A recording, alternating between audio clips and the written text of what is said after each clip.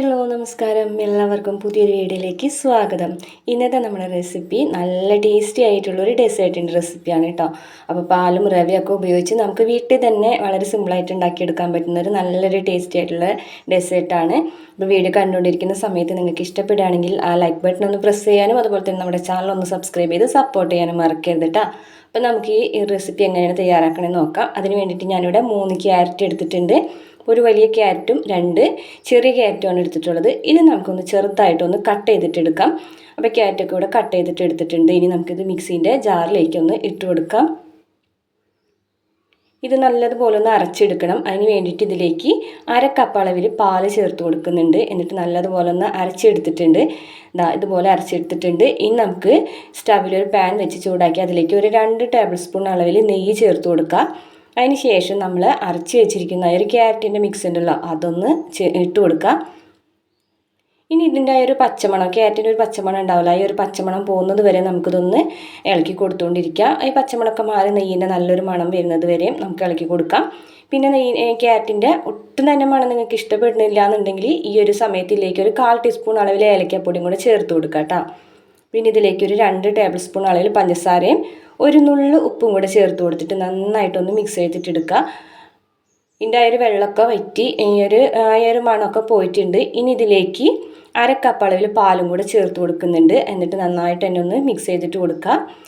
നല്ലതുപോലെ മിക്സ് ചെയ്തതിന് ശേഷം നമുക്കിതിലേക്ക് 1/2 കപ്പ് അളവിൽ റവ ചേർത്ത് കൊടുക്കുന്നുണ്ട്.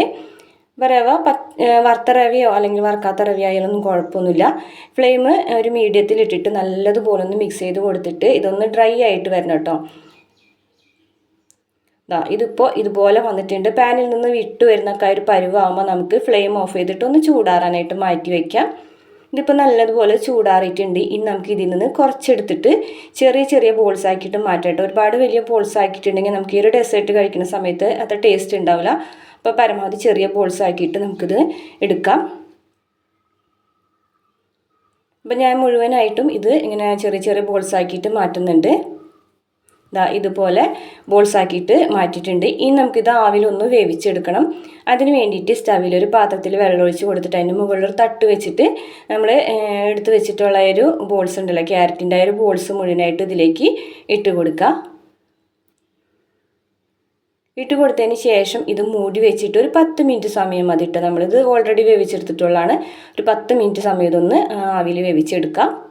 വീണ്ടും നമുക്ക് സ്റ്റവിൽ ഒരു പാൻ വെച്ച് കൊടുത്തിട്ട് അതിലേക്ക് 1/2 കപ്പ് അളവിൽ പാൽ ചേർത്ത് കൊടുക്കുന്നുണ്ട് കേട്ടോ. 250 ml അളവ് കപ്പിൽ 1/2 കപ്പ് പാൽ ചേർത്ത് കൊടുത്തിട്ടുണ്ട്. ഇതിലേക്ക് ഒരു 1/2 ടീസ്പൂൺ അളവിൽ ഏലക്കാപ്പൊടിയും കുറച്ച് നട്ട്സും കൂടെ പൊടിച്ചിട്ട് കൊടുക്കുന്നുണ്ട്. ഞാനിവിടെ കാഷ്യൂ, ബദാമും പിസ്തയും എടുത്തിട്ടുള്ളത്. നമുക്ക് ഇഷ്ടമുള്ള നട്ട്സ് ചെറുതായിട്ടൊന്ന് കട്ട് ചെയ്തിട്ട് ഇട്ട് കൊടുക്കുക. ഒരു 2 ടേബിൾ സ്പൂൺ അളവിൽ പഞ്ചസാരയും ഒരു 2 ടേബിൾ സ്പൂൺ അളവിൽ കണ്ടൻസ്ഡ് മിൽക്കും കൂടെ ചേർത്ത് കൊടുക്കുന്നുണ്ട്. അപ്പോൾ മധുരമൊക്കെ നിങ്ങളുടെ ഇഷ്ടത്തിനനുസരിച്ചിട്ട് മാറ്റം വരുത്താട്ടോ. പഞ്ചസാര മാത്രമായിട്ട് ചേർത്ത് കൊടുത്താലും കുഴപ്പമില്ല. ഇപ്പോൾ കണ്ടൻസ്ഡ് മിൽക്കും കൂടെ ചേർത്ത് കൊടുക്കുകയാണെന്നുണ്ടെങ്കിൽ കുറച്ചും കൂടെ നല്ലൊരു ടേസ്റ്റ് ഉണ്ടാവും. ഇത് ചൂടായിട്ട് വരുന്ന ഒരു സമയത്ത് നമുക്ക് ചെറിയൊരു ബൗൾ എടുത്തിട്ട് അതിലേക്ക് 1 ടേബിൾ സ്പൂൺ അളവിൽ അരിപ്പൊടി ഇട്ട് കൊടുക്കുക. അതിലേക്ക് ഒരു 3 ടേബിൾ സ്പൂൺ പാലും കൂടെ ഒഴിച്ച് കൊടുത്തിട്ട് നന്നായിട്ടൊന്ന് മിക്സ് ചെയ്തിട്ട് ആ കട്ടകളൊക്കെ ഉടച്ചെടുക്കുക. കട്ടകളൊക്കെ ഉടച്ചതിന് ശേഷം നമുക്ക് ആ ഒരു പാലിലേക്ക് തന്നെ ഇത് ഒഴിച്ച് കൊടുക്കാം. എന്നിട്ട് ഉടനെ തന്നെ നമുക്ക് നന്നായിട്ടൊന്ന് മിക്സ് ചെയ്തിട്ട് കൊടുക്കാം. നമ്മൾ ഈ ഒരു ഡെസേർട്ടിന് ചെറുതായിട്ടൊരു തിക്നെസ് വേണം. അപ്പോൾ അതിന് വേണ്ടിയിട്ടാണ് നമ്മൾ ഈ ഒരു അരിപ്പൊടി ചേർത്ത് കൊടുക്കുന്നത്.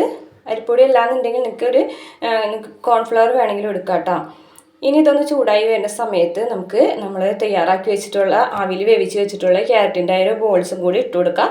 ബോൾസ് ഇട്ട് കൊടുത്തിട്ടുണ്ടെങ്കിൽ പയ്യനെ ഒന്ന് നന്നായിട്ടൊന്ന് മിക്സ് ചെയ്തിട്ട് എടുക്കുക. അത്യാവശ്യം കുറുകി തിക്കായി വരുന്ന സമയം വരെ ഇളക്കി കൊടുക്കണം കേട്ടോ. അപ്പോൾ ഒരു മീഡിയം ഫ്ലെയിമിൽ ഇട്ടിട്ട് തന്നെ നന്നായിട്ടൊന്ന് കുറുക്കിയെടുക്കുക. ഇളക്കുന്ന സമയത്ത് ക്യാരറ്റിൻ്റെ ബോൾസൊക്കെ പൊട്ടിപ്പോകാതിരിക്കാനായിട്ട് പ്രത്യേകം ശ്രദ്ധിക്കണം. ഇതിപ്പോൾ അത്യാവശ്യം കുറുകി തിക്കായിട്ട് വന്നിട്ടുണ്ട് കേട്ടോ. നമുക്ക് ഫ്ലെയിം ഓഫ് ചെയ്തിട്ട് ചൂടാറാനായിട്ട് മാറ്റി വയ്ക്കാം. നല്ലതുപോലെ ചൂടാറിയതിന് ശേഷം നമുക്കിത് സെർവിങ് പ്ലേറ്റിലേക്ക് മാറ്റാവുന്നതാണ്. അപ്പോൾ നല്ലതുപോലെ തണുത്തതിന് ശേഷം കഴിക്കുന്നതാണ് കുറച്ചും കൂടി ടേസ്റ്റ്. അങ്ങനെയാണെങ്കിൽ ഫ്രിഡ്ജിലൊക്കെ വെച്ചിട്ട് നല്ലതുപോലെ തണുപ്പിച്ചതിന് ശേഷം നമുക്കിത് സെർവ് ചെയ്യാവുന്നതാണ്. ഇപ്പോൾ നമ്മുടെ ഈസി ആയിട്ടുള്ള ഡെസേർട്ട് റെഡി ആയിട്ടുണ്ട്. പാലും റവയും ക്യാരറ്റൊക്കെ തന്നെ മതി നമുക്കിത് ചെയ്തെടുക്കാനായിട്ട്. വളരെ എളുപ്പമാണ് ഉണ്ടാക്കിയെടുക്കാൻ, നല്ല ടേസ്റ്റാണ്. അപ്പോൾ നിങ്ങൾക്ക് ഇഷ്ടപ്പെടുകയാണെങ്കിൽ തീർച്ചയായിട്ടും ട്രൈ ചെയ്ത് നോക്കുക. ട്രൈ ചെയ്ത് നോക്കുന്ന സമയത്ത് ഫീഡ്ബാക്കൊക്കെ ഒന്ന് അറിയിക്കുക. അതുപോലെ തന്നെ വീഡിയോ ഇഷ്ടപ്പെട്ടാൽ ലൈക്ക് ചെയ്യാനും ചാനൽ ഒന്ന് സബ്സ്ക്രൈബ് ചെയ്ത് സപ്പോർട്ട് ചെയ്യാനും മറക്കരുത് കേട്ടോ.